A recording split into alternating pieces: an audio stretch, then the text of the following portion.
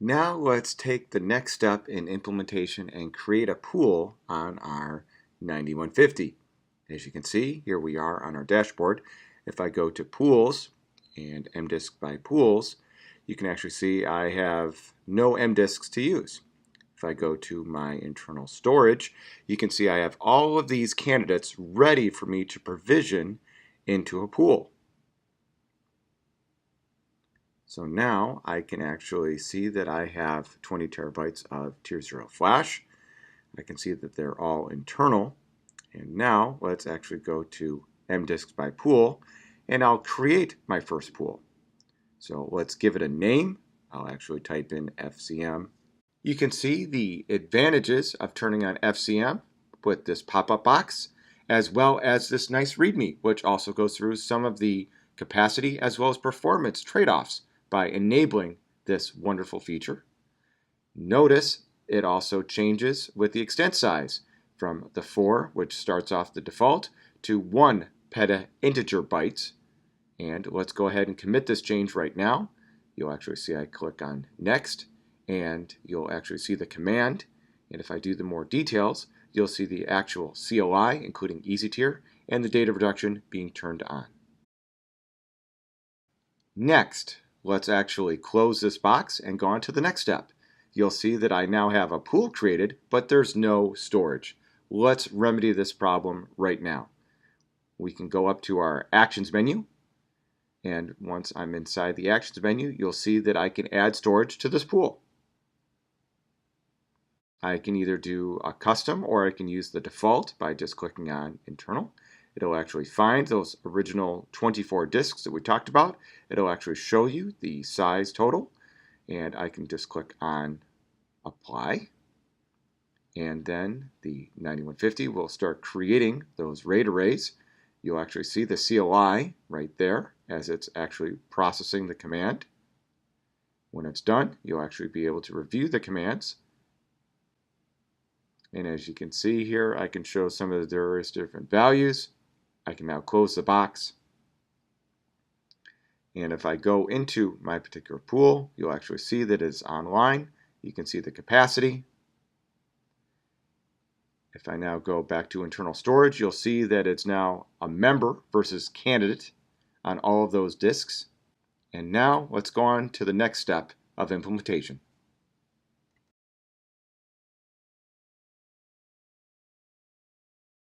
In this video, we're going to look at the FlashSystem 9100 and understand how to create and map a new volume.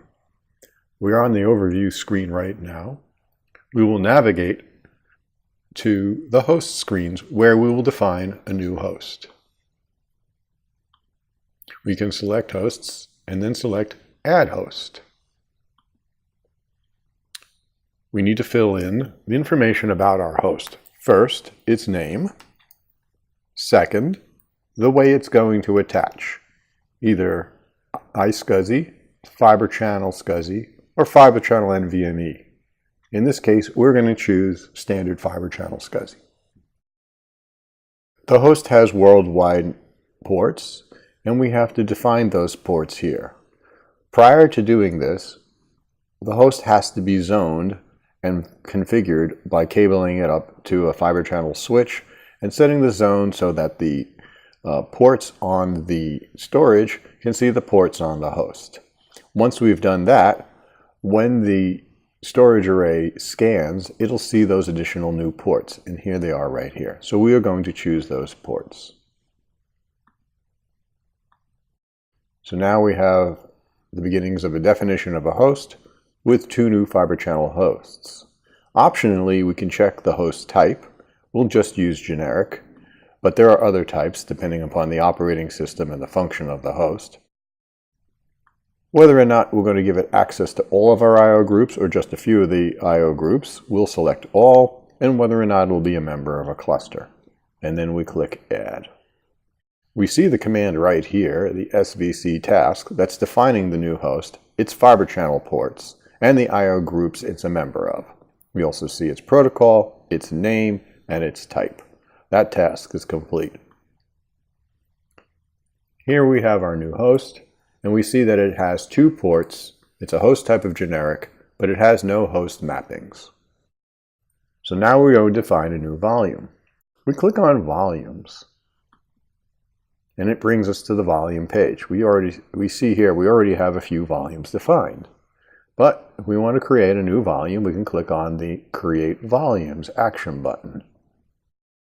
We have to select the pool it's going to be a member of, and we can check to see if we have enough capacity. We only have one pool on the system, and there appears to be enough capacity to define some new volumes. We now have to define the details of that volume. The number of volumes you want to define. Well, let's select 2. The size of those volumes. We'll select 50 gigabytes. And the name of those volumes. Test vol. And whether or not we want to do any capacity savings. Our choices are whether or not there's no capacity, fully allocated, compressed, and if we select compressed, we also have the option of selecting deduplicated. In this case, let's just select compressed. That'll be a standard compressed volume. That utilizes the compression software in the 9100. Now we have a choice of just creating that volume or create in map. So for expedience sake, we can choose create and map. The volumes get created, and we can see the command here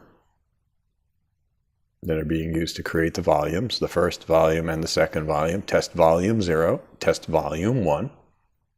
And then when we select continue, it's going to ask us, do we want to map these volumes to the host? So we'll go ahead and select our new host, which currently has no host mappings. And we're going to map these 2 new volumes to this host that we've just previously defined. We can also let the system automatically assign the SCSI LUN IDs, or we can choose those ourselves. Let's let it default for this case. We select Nest, and we can see what it's going to do. It's going to map those 2 new volumes, test volume 0 and test volume 1, with SCSI IDs 0 and 1, and it's a new mapping. We select Map Volumes, and the task is complete. We can also see the command that was run, which was to do a disk host map. It selects the host number, the SCSI ID, and the LUN number. It does that again for the second volume, and now we have a host mapping. We can see that our 2 new volumes right here have been created. Their sizes are 50 gigabytes, they're compressed volumes, and they have host mappings.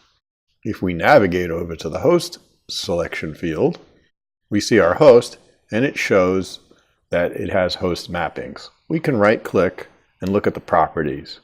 We can look at the volume mappings, and we can see here, these are the 2 volumes that have been mapped.